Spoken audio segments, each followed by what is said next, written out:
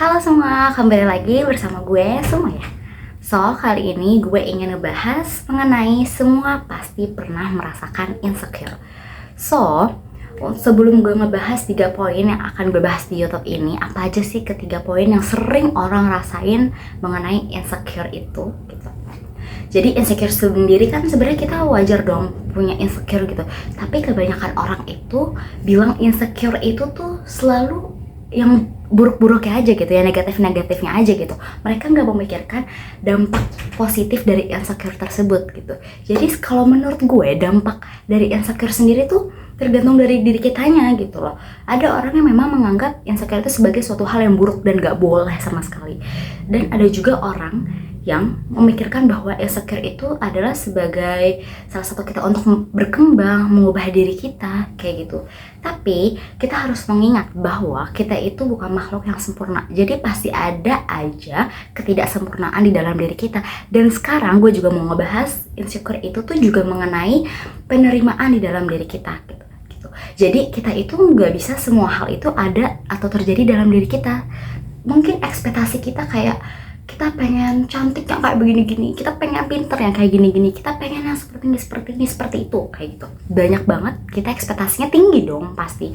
Tapi balik lagi, kita harus bisa menerima kesempurnaan kita gitu. Di hidup ini, di dunia ini tuh sebenarnya kita hanya menerimanya aja gitu. Kita mampu menerima hal itu enggak, kita mampu menerima ketidaksempurnaan itu enggak, ketidakpastian itu enggak, kayak gitu.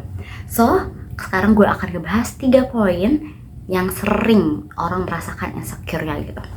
Poin yang pertama adalah mengenai kecantikan. Sumpah gue tuh kayak excited banget dibahas kecantikan karena tuh gue tahu kita itu pasti pernah dong menjadikan standar orang lain untuk ke diri kita sendiri. Namanya mungkin bisa disebut reference point ya gitu, kayak poin-poin yang ada di dalam diri orang lain tapi kita jadiin untuk standar hidup kita gitu. Misal kayak gini, kita kan punya muka kayak gini, awalnya kita bersyukur dong kayak oh kita tetap cantik ya, kita tetap manis ya gitu.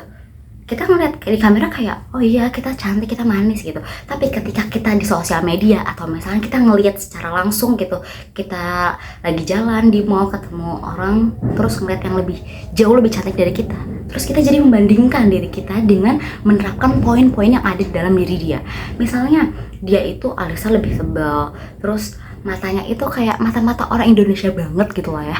Terus abis itu hidungnya mancung, mukanya gak ada jerawat sama sekali, giginya rapih, bibirnya juga sehat kayak gitu. Kita ngeliatnya pasti kayak menjadikan standarnya dia itu untuk kita gitu. Jadi kita membandingkan diri kita gitu. Jadi kayak sebenarnya kita itu nggak boleh untuk menjadikan orang lain sebagai standar hidup kita gitu. Standar kecantikan ya terutama ya. Mungkin boleh untuk dijadikan sebagai role model atau segala macam, tapi untuk menjadikan standar yang banget itu kan nggak boleh gitu. Jadinya kita nanti nggak bisa menerima ketidaksempurnaan yang ada di dalam diri kita begitu. Jadi ya kita kebanyakan ngelihat orang lain aja gitu, ngelihat orang lain yang jauh mukanya lebih cakep, karena kan kita lagi ngebahas masalah kecantikan ya, kayak mukanya lebih daripada kita, sehingga kita tidak bisa mensyukuri apa yang kita punya sekarang gitu loh. Ya karena kita menerapkan reference point tadi kayak gitu. Misalnya ketika kita kerja gitu, kita ini pengen banget punya gaji 12 juta gitu. Oke, kita masuk ke perusahaan ini, gaji kita 12 juta nih. Sorry, bukan 12 juta gitu.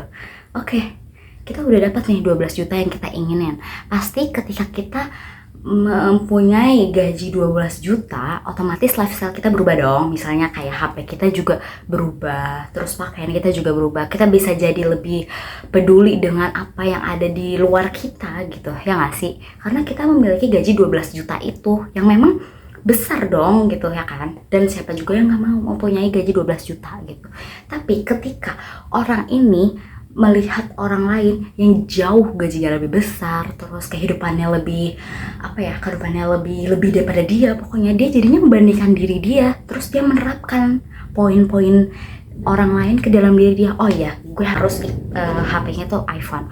Oh iya, laptop gue harus MacBook. Oh iya, pakaian gue tuh harusnya kayak gini ya, ngikutin lifestyle-nya dia ya. Oke kayak gini. Jadinya kita merasa kurang gitu loh. Karena kita balik lagi menerapkan poin-poin yang ada dalam diri dia tuh ke kita gitu. Jadi makanya kita nggak bisa ngerasa puas gitu loh. Soalnya kita ngerasa kurang puas mulu. Soalnya kita ngeliatnya orang lain mulu gitu loh. Kita nggak ngeliat diri kita gitu loh. Padahal udah dikasih 12 juta gitu. Masih aja kurang karena ngeliat orang lain gitu. Kayak gitu. Dan guys, ini tuh notes banget ya. Ketika kalian ada di posisi tersebut, banyak banget orang yang mau di posisi kalian. Oke, kita ambil contoh.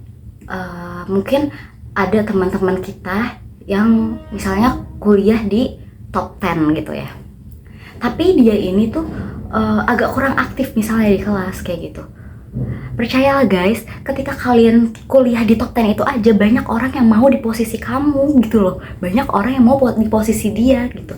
Jadi kalau misalkan gak ngerasa kurang aktif di kelas atau segala macam, kita butuh yang namanya adaptasi memang gitu. Dan kalau adaptasi kan tergantung kalian bisa menyesuaikannya 2 bulan lah atau 3 bulan lah, atau misalkan hanya sebulan aja gitu. Itu kan tergantung diri kalian gitu loh. Kayak gitu, percayalah banyak orang yang mau di posisi tersebut gitu loh. Banyak orang yang harus menundanya dulu untuk kuliah, entah harus kerja dulu lah atau memang belum rezekinya untuk masuk PTN lah, jadinya kerja swasta dulu atau gimana pun. Banyak banget orang tuh sebenarnya mau posisi tersebut. Begitupun dengan kecantikan lo gitu. Lo pakai muka kayak gini tuh banyak orang yang mau gitu. Banyak orang di luar sana mungkin yang kena penyakit apa gitu dan mau mukanya tuh kayak lo gitu, sedangkan lo maunya yang jauh lebih tinggi gitu. Kayak gitu. Jadi pokoknya kenapa kita bisa insecure ya, karena kita menerapkan standar orang lain, poin-poin dari orang lain itu untuk diri kita, dan itu gak akan pernah ngerasa puas kitanya nanti. Kayak gitu.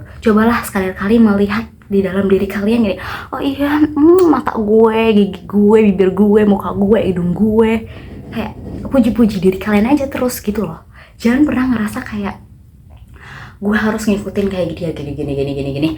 Ya boleh sekadar role model ya, tapi bukan untuk yang dijadikan patokan persis gitu. Jadinya kalau misalkan jadiin patokan, otomatis kita pasti juga ada pressure, tekanan gitu loh, kayak kita harus seperti dia, kita harus lebih dari dia gini.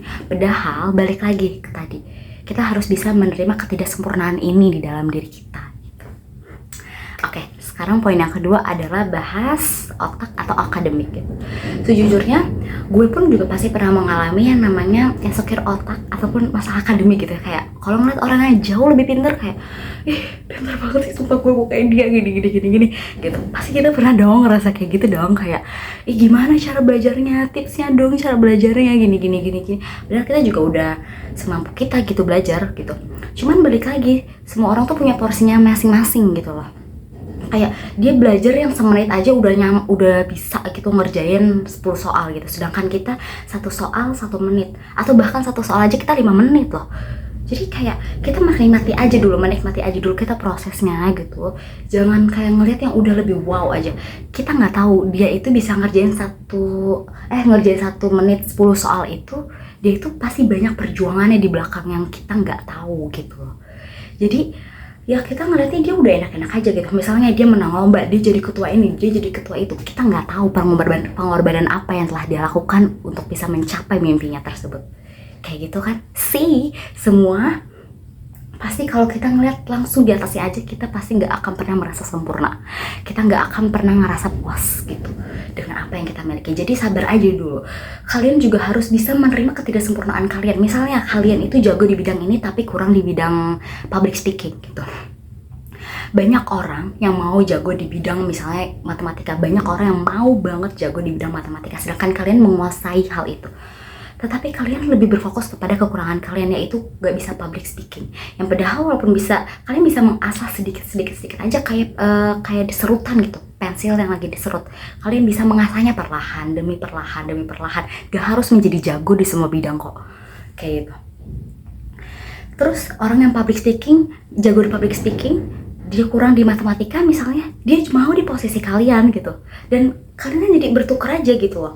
Sebenarnya kalian tuh bisa belajar satu sama lain, padahal cuman kalian inginnya tuh melebihi gitu, melebihi dari orang itu, melebihi dari dia, harus melebihi gitu, dan menerapkan poin-poin yang ada di dalam diri dia ke kita gitu. Jadi memang kenapa kita bisa merasa insecure ya, karena itu poinnya tuh sebenarnya itu gitu. Dan wajar aja kok sebenarnya insecure, kayak kita ngerasa kurang, segini-gini itu wajar banget. Dan kita pun ketika melihat teman kita insecure, kita jangan sekali-kali pernah bilang insecure amat sih lo. Itu kan menjatuhkan mental teman kita jatuhnya gitu. Dan itu nggak boleh. Kita nggak tahu perasaan dia kayak gimana. Kita cukup mendengarkannya aja dan berempati kepada orang tersebut. Kita jangan menghakimi perasaannya. Jangan yang kayak, ih lo tuh jangan insecure, lo tuh harus gini gitu. Jadinya kita menuntut dong kayak ke dia. Padahal kita ini nggak tahu loh apa yang dia alami. Mungkin dia hanya ingin didengar atau dia hanya ingin apa gitu, kayak gitu. Jadi ketika kalian punya teman seperti itu, jangan pernah sama sekali dijudge gitu, karena kamu gak tahu apa yang aslinya dialamin gitu. Ataupun ketika kalian pernah mengalaminya, kalian belum tentu merasakannya apa yang dia rasakan gitu loh. Jadi cukup berempatinya aja gitu ketika teman kalian merasa insecure gitu. Oke, terus poin yang ketiga adalah berat badan gitu. Sebenarnya ini juga tertarik banget kita ngebahas mengenai berat badan gitu. Oke, mungkin kita bisa sebut ada orang yang melebihi berat badan dari normalnya gitu, atau bisa disebut dengan obesitas gitu. Untuk masalah obesitas ataupun gimana pun, kita balik lagi ya guys, kita lihat ada orang-orang yang sudah berusaha semaksimal mungkin untuk menjadi berat badannya bertambah, dia kesusahan. Ada orang yang sudah berat badannya maksudnya melebihi gitu, atau misalkan udah normal, dia ingin kurus gitu. Karena dia ngeliat, oh my god, pengen banget kurus kayak dia deh. Kayak, oh my god, ideal banget gitu. Dan satu lagi, ya ampun mau banget deh punya badan kayak dia. Kayak kita tuh jadi membandingi diri kita gitu. Ketika kalian mungkin ngerasa berat badannya melebihi dari rata-rata gitu, kalian bisa berusahanya aja dulu. Kalian berusaha untuk apa? Berusaha untuk mengurangi berat badan kalian, entah dari pola makan atau gimana pun, atau berkonsultasi ke dokter kayak gitu. Begitupun dengan yang satu lagi, yang berat badannya itu gak pernah mencapai rata-rata.